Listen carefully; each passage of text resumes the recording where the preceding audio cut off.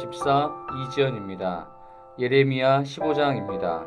여호와께서 내게 이르시되 모세와 사무엘이 내 앞에 섰다 할지라도 내 마음은 이 백성을 향할 수 없나니 그들을 내 앞에서 쫓아내보내라. 그들이 만일 내게로 말하기를 우리가 어디로 나아가리요 하거든 너는 그들에게 이르기를 여호와께서 이와 같이 말씀하시니라.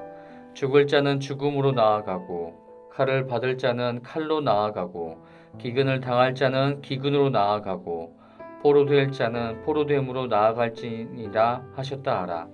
여호와의 말씀이니라. 내가 그들을 네 가지로 멸하리니 곧 죽이는 칼과 찢는 개와 삼켜 멸하는 공중의 새와 땅의 짐승으로 할 것이며 유다 왕 히스기야의 아들 므낫세가 예루살렘에 향한 것으로 말미암아 내가 그들을 세계 여러 민족 가운데 흩으리라. 예루살렘아 너를 불쌍히 여길 자는 누구며 너를 위해 울 자 누구며 돌이켜 내 평안을 물을 자 누구냐. 여호와께서 이르시되 내가 나를 버렸고 내게서 물러갔으므로 내게로 내 손을 펴서 너를 멸하였노니 이는 내가 뜻을 돌이키기에 지쳤음이로다. 내가 그들을 그 땅의 여러 성문에서 키로 까불러 그 자식을 끊어서 내 백성을 멸하였나니 이는 그들이 자기들의 길에서 돌이키지 아니하였음이라. 그들의 과부가 내 앞에 바다 모래보다 더 많아졌느니라. 내가 대낮에 파멸시킬 자를 그들에게로 데려다가 그들과 청년들의 어미를 차서 놀람과 두려움을 그들에게 갑자기 닥치게 하였으며 일곱을 낳은 여인에게서 쇠약하여 기절하게 하며 아직도 대낮에 그의 해가 떨어져서 그에게 수치와 근심을 당하게 하였느니라. 그 남은 자는 그들의 대적의 칼에 붙이리라. 여호와의 말씀이니라. 내게 재앙이로다. 나의 어머니여, 어머니께서 나를 온 세계에 다투는 자와 싸우는 자를 만날 자로 낳으셨도다. 내가 꾸어주지도 아니하였고 사람이 내게 꾸이지도 아니할 것만은 다 나를 저주하는도다. 여호와께서 이르시되 내가 진실로 너를 강하게 할 것이요 너에게 복을 받게 할 것이며 내가 진실로 내 원수로 재앙과 환난의 때에 내게 강구하게 하리라. 누가 능히 철 곧 북방의 철과 노술 꺾으리요. 그러나 내 모든 죄로 말미암아 내 국경 안에 모든 재성과 보물로 값없이 탈취를 당하게 할 것이며 내 원수와 함께 내가 알지 못하는 땅에 이르게 하리니 이는 나의 진노의 맹렬한 불이 너희를 사르려 함이라. 여호와여, 주께서 아시온이 원하건대 주는 나를 기억하시며 돌보시사 나를 박해하는 자에게 보복하시고 주의 오래 참으심으로 말미암아 나로 멸망하지 아니하게 하옵시며 주를 위하여 내가 부끄러움 당하는 줄을 아시옵소서. 만군의 하나님 여호와시여, 나는 주의 이름으로 일컬음을 받는 자라. 내가 주의 말씀을 얻어 먹었사오니 주의 말씀은 내게 기쁨과 내 마음의 즐거움이오나 내가 기뻐하는 자의 모임 가운데 앉지 아니하며 즐거워하지도 아니하고 주의 손에 붙들려 홀로 앉았사오니 이는 주께서 분노로 내게 채우셨음이니이다. 나의 고통이 계속하며 상처가 중하여 낫지 아니함은 어찌 됨이니까. 주께서는 내게 대하여 물이 말라서 속이는 시내 같으시리이까. 여호와께서 이와 같이 말씀하시되 내가 만일 돌아오면 내가 너를 다시 이끌어 내 앞에 세울 것이며 내가 만일 헛된 것을 버리고 귀한 것을 말한다면 너는 나의 입이 될 것이라. 그들은 내게로 돌아오려니와 너는 그들에게로 돌아가지 말지니라. 내가 너로 이 백성 앞에 견고한 노성벽이 되게 하리니 그들이 너를 칠지라도 이기지 못할 것은 내가 너와 함께하여 너를 구하여 건짐이라. 여호와의 말씀이니라. 내가 너를 악한 자의 손에서 건지며 무서운 자의 손에서 구원하리라. 하늘에 계신 우리 아버지여, 이름이 거룩히 여김을 받으시오며 나라가 임하옵시며 뜻이 하늘에서 이룬 것 같이 땅에서도 이루어지이다. 오늘날 우리에게 일용할 양식을 주옵시고 우리가 우리에게 죄 지은 자를 사하여 준 것 같이 우리 죄를 사하여 주옵시고 우리를 시험에 들게 하지 마옵시고 다만 악에서 구하옵소서. 대개 나라와 권세와 영광이 아버지께 영원히 있사옵나이다. 아멘.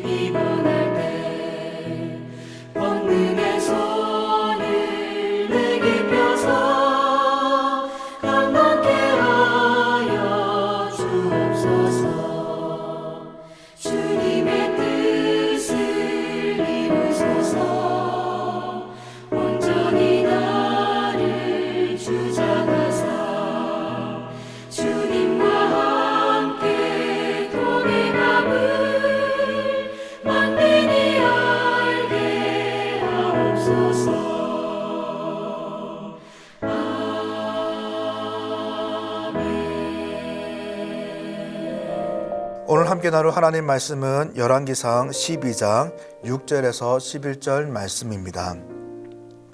열왕기상 12장 6절에서 11절 말씀입니다.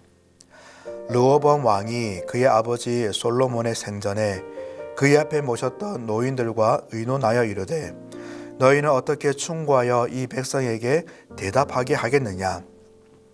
대답하여 이르되 왕이 만일 오늘 이 백성을 섬기는 자가 되어 그들을 섬기고 좋은 말로 대답하여 이르시면 그들이 영원히 왕의 종이 되리이다 하나 왕이 노인들이 자문하는 것을 버리고 자기 앞에 모셔 있는 자기와 함께 자라난 어린 사람들과 의논하여 이르되 너희는 어떻게 자문하여 이 백성에게 대답하게 하겠느냐. 백성이 내게 말하기를 왕의 아버지가 우리에게 매운 멍에를 가볍게 하라 하였느니라.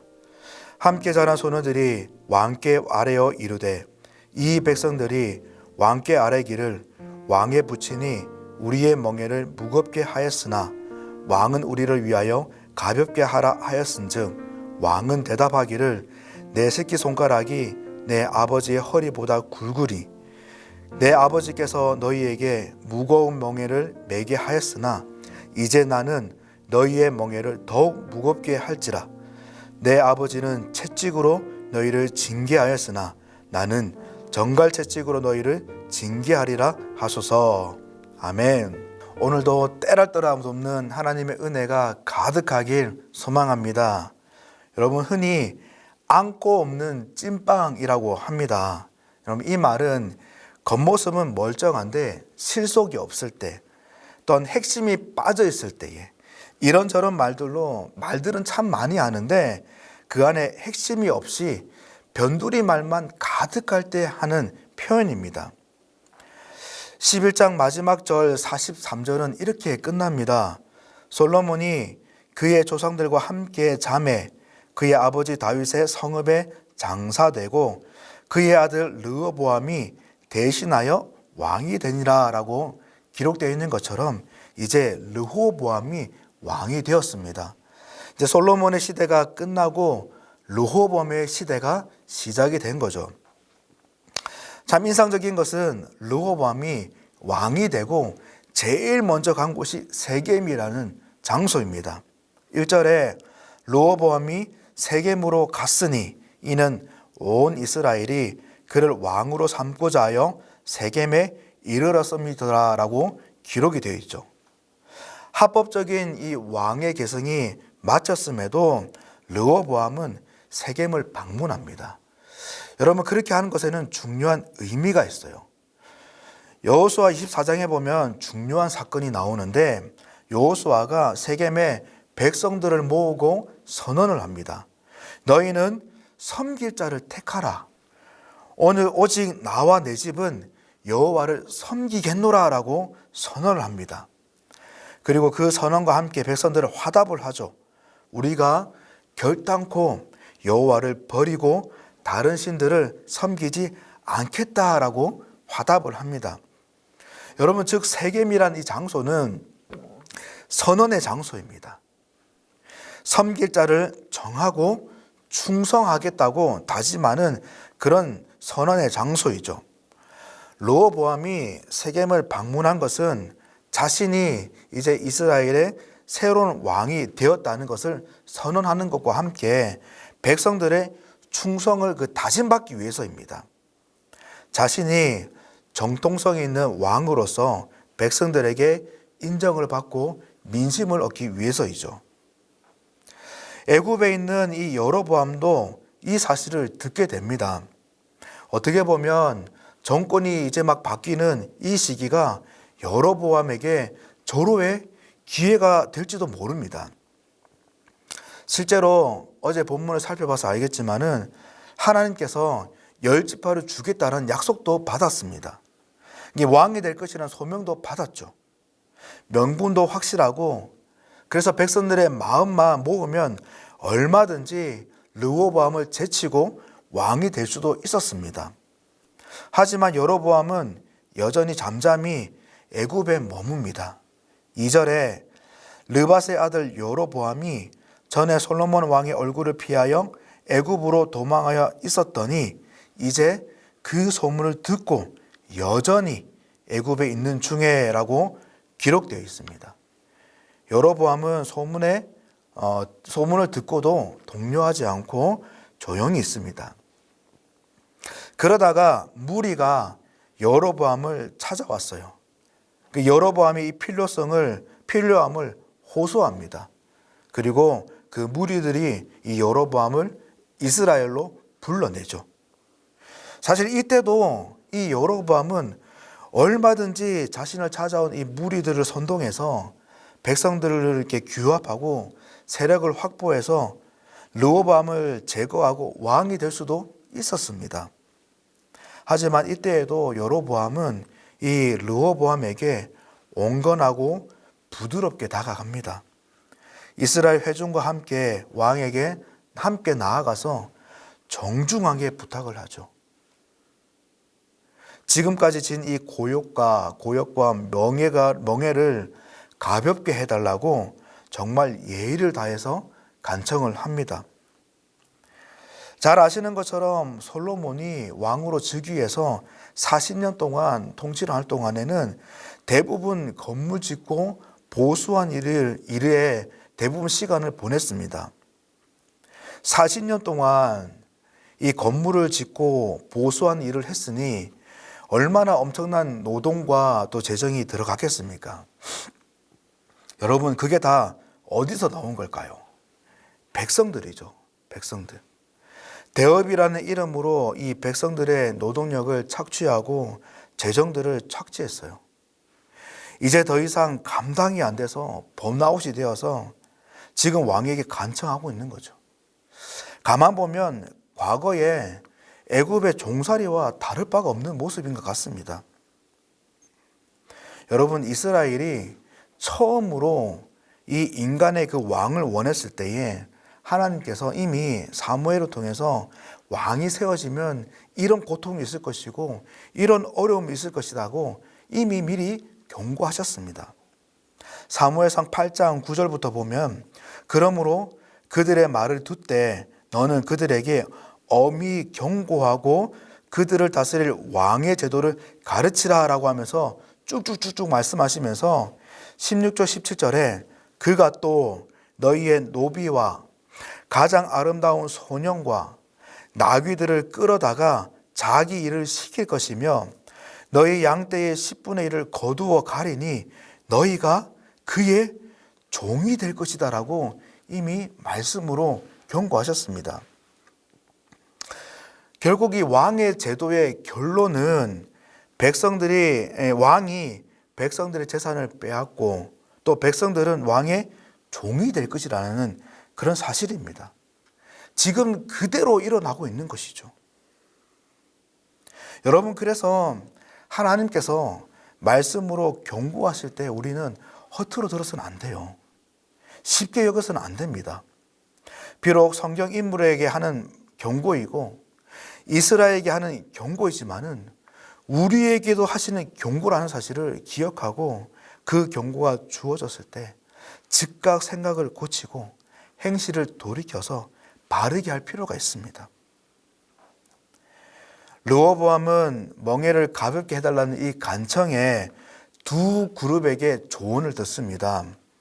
아버지 솔로몬을 모셨던 이 노인들은 백성들을 섬기라라고 조언을 하고 르호보암과 함께 자랐던 이 젊은이들은 멍에를 더 무겁게 해라, 더 채찍을 가해라 라고 조언합니다.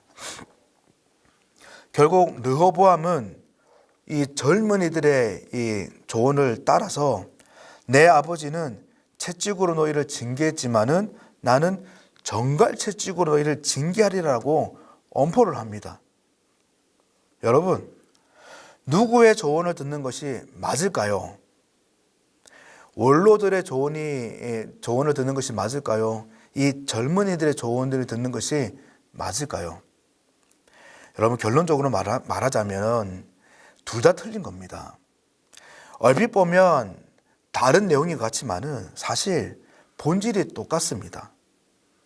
여러분, 원로들의 조언을 잘 보면 7절에 이렇게 말하죠. 대답하여 이르되 왕일 만일 오늘 이 백성을 섬기는 자가 되어 그들을 섬기고 좋은 말로 대답하여 이르시면 결론은 이것입니다. 그들이 영원히 왕의 종이 되리이다라고 말을 합니다. 결론적으로 결국 이 원로들의 목적은 그겁니다. 백성들을 종으로 부리려고 하는 거예요. 아버지 솔로몬 때 정권의 이 단맛을 안 그들은 결론적으로 그들이 바라는 것은 결국 백성들이 자신들의 종이 되게 하는 겁니다. 백성을 부리고자 하는 거예요. 젊은이들이 조언하는 이 젊은이들이 바라는 목적도 똑같습니다. 정갈채찍으로 폭력을 가해서 이 백성들을 종으로 부리는 것이죠.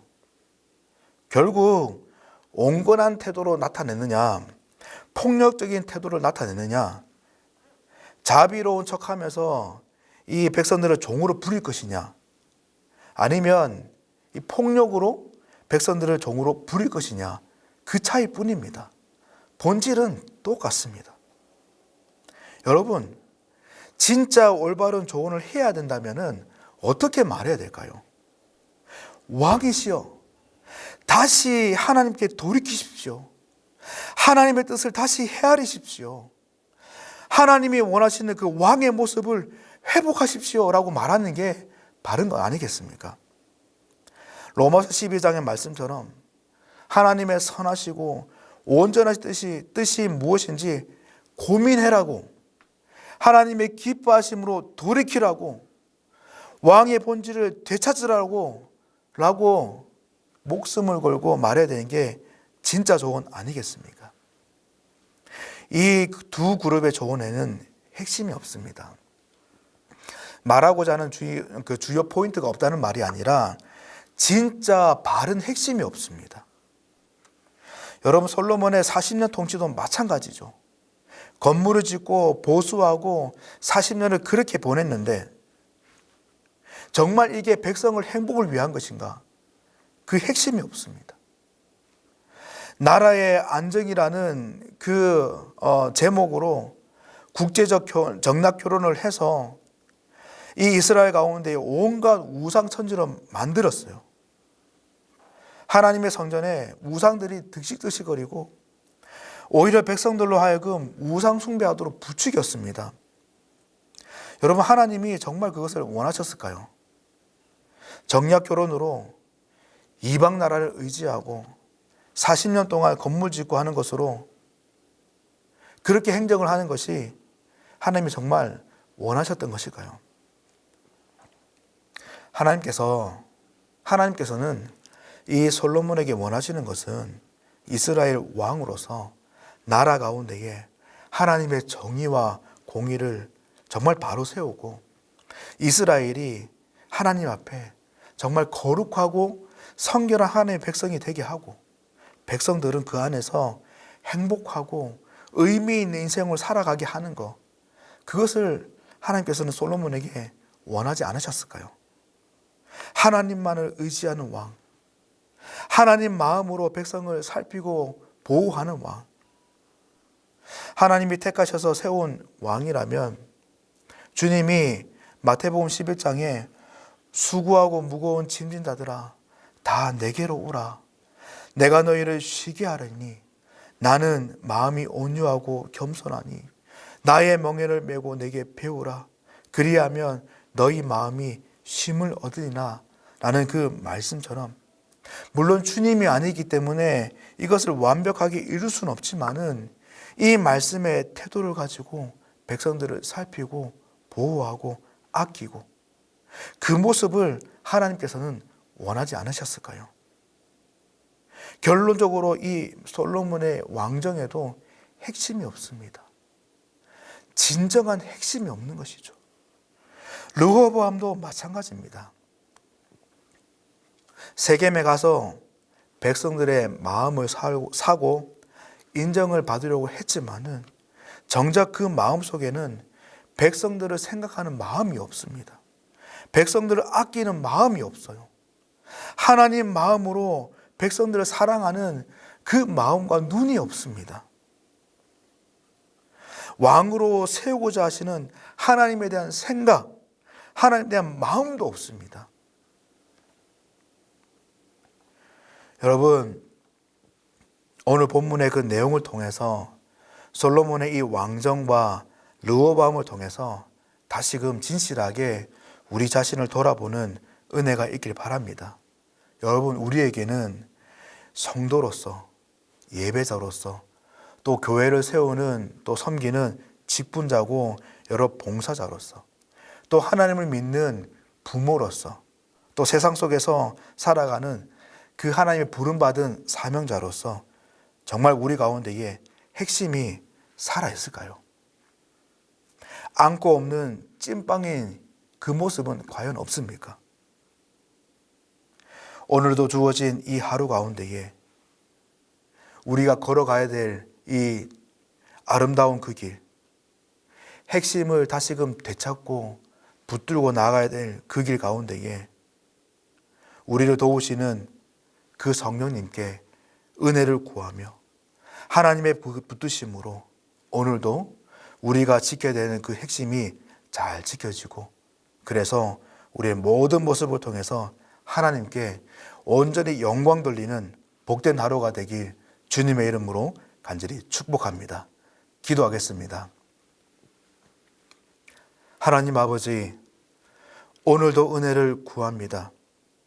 오늘 말씀을 통해 겉은 멀쩡하지만 속에 핵심이 없는 모습은 없는지 돌아봅니다.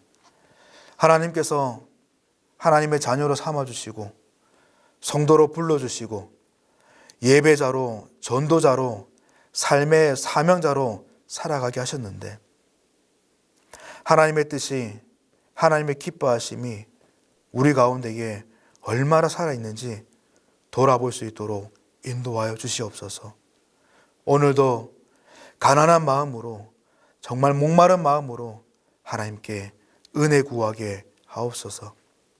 다시금 성령님께서 저희들의 심령을 붙잡아 주셔서 핵심이 살아나게 하시고 그 핵심을 잘 지킴으로 하나님께 영광 돌리는 우리 모두가 될 수 있도록 인도하여 주시옵소서.